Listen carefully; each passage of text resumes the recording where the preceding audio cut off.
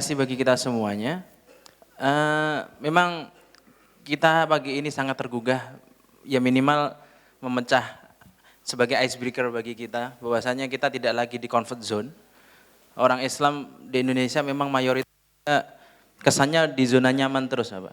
Sehingga ya karena kita kawan-kawan kita Muslim, makanan sekitar kita ya kita anggap semuanya halal. Jadi mungkin terlalu husnudzon atau bagaimana, wallahu a'lam. Sehingga ini yang membuat mungkin industri halal di Indonesia susah berkembang. Baik, tidak berpanjang-panjang, kami akan memberikan sesi pertama, ada 2 sesi nanti. Yang pertama kami berikan ketiga penanya, mungkin akan ada yang disampaikan kepada pembicara, kepada narasumber. Kami persilahkan 3, dan kita akan menginventarisir pertanyaannya kemudian dijawab oleh beliaunya. Baik, silahkan dari sisi Putri, Ikhwat, dan di sana ya ada 2. Mike. Dari Putri dulu. Mohon disebutkan nama dan asalnya.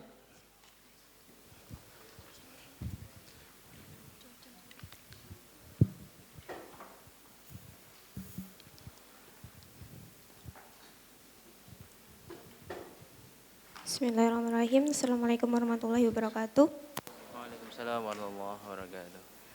Perkenalkan Mbak Sapta, saya Lutfiana dari IAIN Ponorogo. Alhamdulillah sekali hari ini saya bisa mengikuti seminar dan talk show Entrepreneur Day yang saya rasa sangat cocok sekali dengan saya dan juga visi misi saya dan aktivitas saya sehari-hari. Jadi ketika tadi Pak Sabta menyampaikan bahwasannya halal food itu merupakan kebutuhan paling tinggi di antara halal lifestyle yang lain, begitu ya. Dan kebetulan saya adalah salah satu bisa disebut aktivitasnya di Youngpreneur khususnya di halal food. Salah satu visi kami yaitu karena saya tergabung di HNI yaitu Halal Network Internasional, yaitu salah satu perusahaan muslim yang memproduksi kebutuhan produk muslim, dan kami ingin menjadikan HNI itu referensi utama produk halal dunia. Dan saya merasakan sendiri betapa produk halal itu sangat dibutuhkan, tidak hanya di Indonesia tapi juga di luar negeri. Karena saya pernah ketika menyampaikan itu kepada teman saya yang ada di luar negeri, responnya baik sekali. Bahkan mereka sempat saya kirimi pasta gigi herbal yang halal dari Indonesia itu luar biasa. Dan mereka sangat menyayangkan kenapa gitu. Sampai di sini tuh belum ada. Dan saya sudah pernah menyampaikan itu kepada teman saya yang ada di Singapura, Malaysia, dan juga Hong Kong. Itu ternyata luar biasa. Dan prospeknya ternyata luar biasa.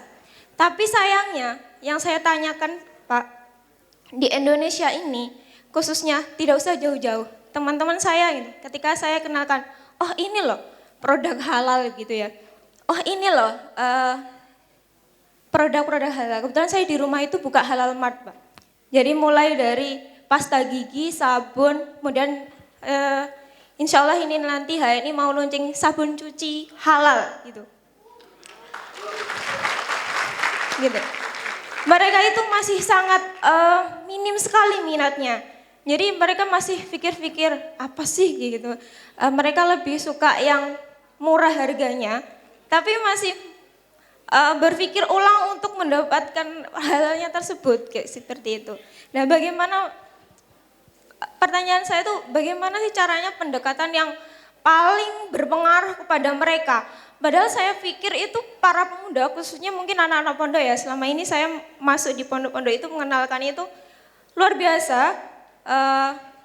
Di Pondok Ponorogo ini beberapa kali saya masuk, saya kenalkan itu luar biasa. Tapi sayangnya untuk eh, terus menggunakan atau mereka mengubah mindsetnya. Karena kalau halal lifestyle itu saya pikir kita tidak hanya berpikir tentang cara hidup, tapi juga akidah kita yang kita selamatkan.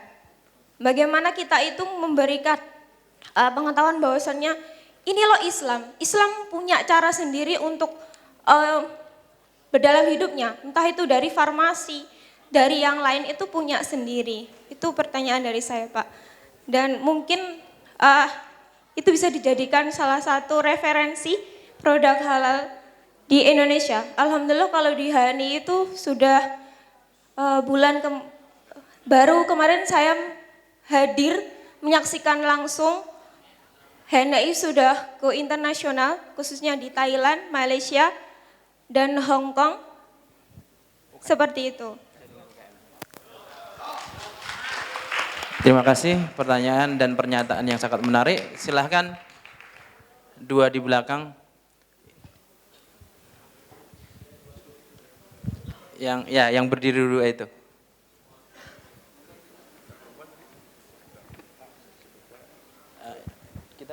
Bismillahirrahmanirrahim. Assalamualaikum warahmatullahi wabarakatuh. Perkenalkan, nama saya Andika. Di sini saya bertanya, sebelum bertanya mungkin ada permasalahan yang sering kita ketahui.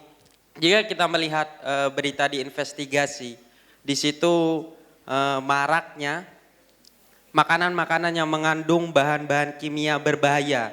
Contohnya seperti borak, kemudian cairan pewarna kain dan lain sebagainya yang sering dijual di produk-produk pedagang kaki lima di situ.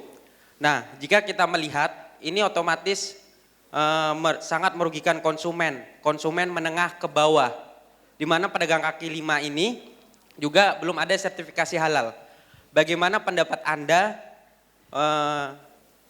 terkait ini sebagai solusi pemerintah untuk mengantisipasi permasalahan-permasalahan ini?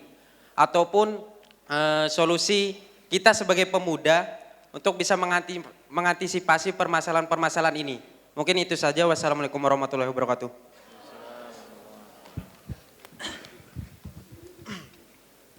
Ya, bismillahirrahmanirrahim. Assalamualaikum warahmatullahi wabarakatuh.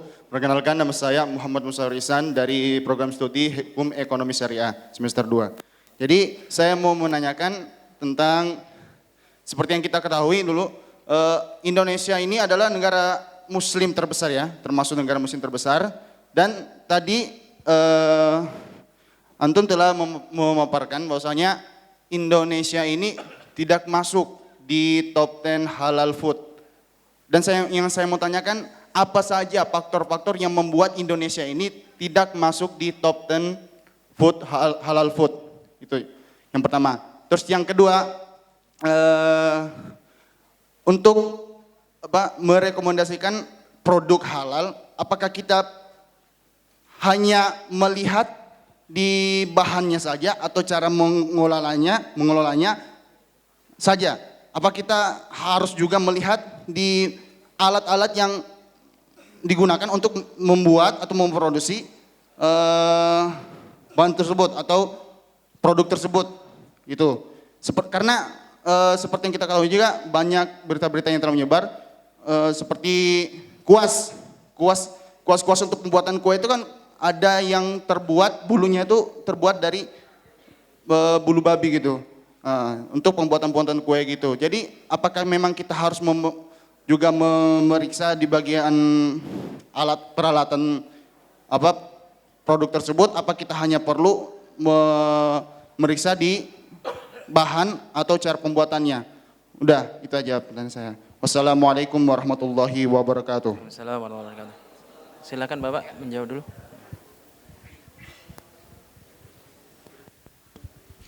Baiklah, pertanyaannya baik-baik. Yang pertama Latifah tadi ya, yang UKM dan menurut saya itu udah bagus. Itu kalau sudah mulai ada jiwa entrepreneurship-nya. Bahkan ini mestinya mendapat dukungan untuk startup model, inkubasi bisnis.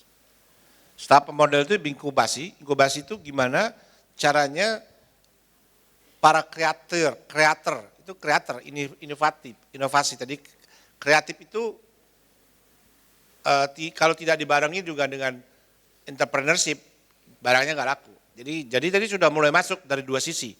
Dari segi kreasi, ada entrepreneur karena berani, sudah mulai menjual, ada tadi paling tidak pasta gigi halal, ada sabun dan seterusnya. Nah ini mestinya nanti pihak Pemda, pihak juga mungkin perbankan, juga termasuk Gontor bisa mendorong agar ini lebih maju lagi. Dalam skala yang mungkin udah agak lebih besar sedikit, mungkin karena tadi tingkat lokal UKM tentunya bisa ditingkatkan juga lebih. Nah itu yang penting.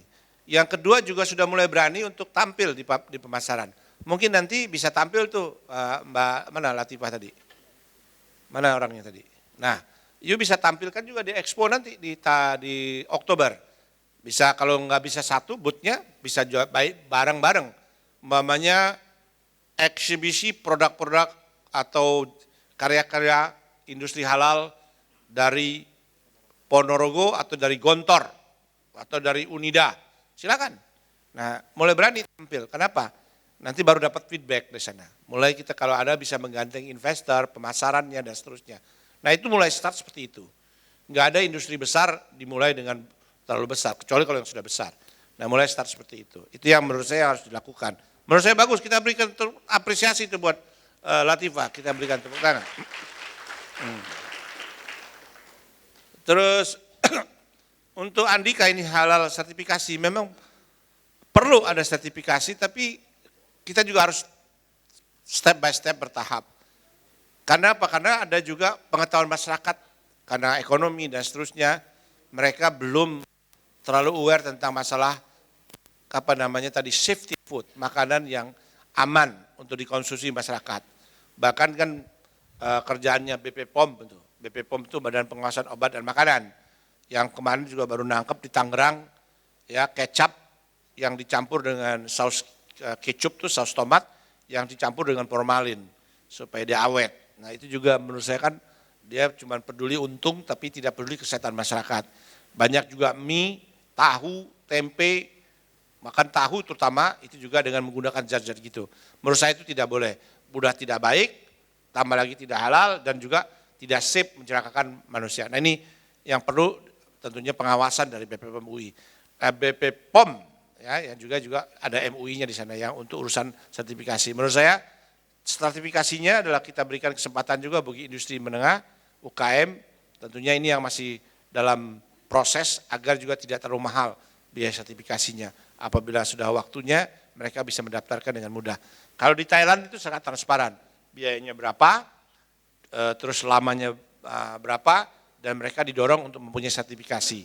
Tentu dikawasi, tidak sertifikasi yang asal-asalan. Nah itu yang perlu kita perhatikan. Yang ketiga tadi masalah, apa tadi ya? Ini. Jadi kalau kita melihat bahwa sebetulnya yang disebut halal supply chains, jadi dari mulai farm, artinya dari farm to fork itu dari kebun atau dari peternakan sampai ke garpu, ke restoran. Mestinya itu semuanya prosesnya harus halal. Jadi ini sebaiknya itu. Tapi sering-sering kita masih mentolerir, kita juga nggak pernah tanya awalnya dari mana. Nah, tapi justru pada produk akhirnya yang kita tanyakan. Sebetulnya harusnya mulai dirunut dari mulai hulu sampai hilir. Nah ini yang terbaik, itu yang harus dilakukan mestinya.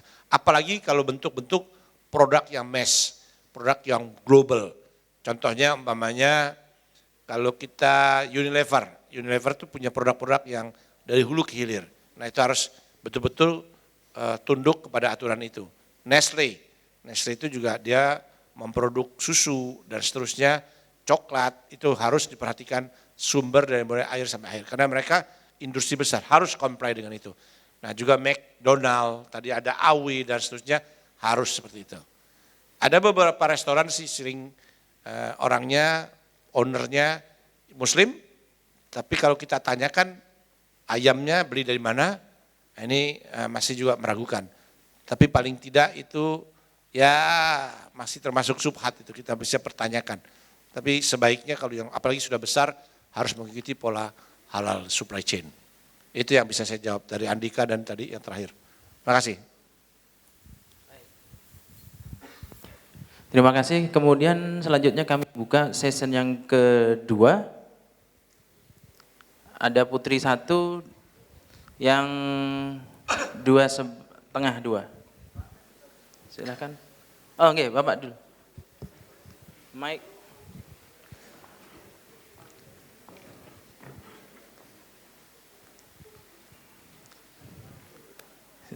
Silakan Bapak. Terima kasih Pak. Assalamualaikum warahmatullahi wabarakatuh. Pak Sabta yang saya hormati, kami kebetulan dari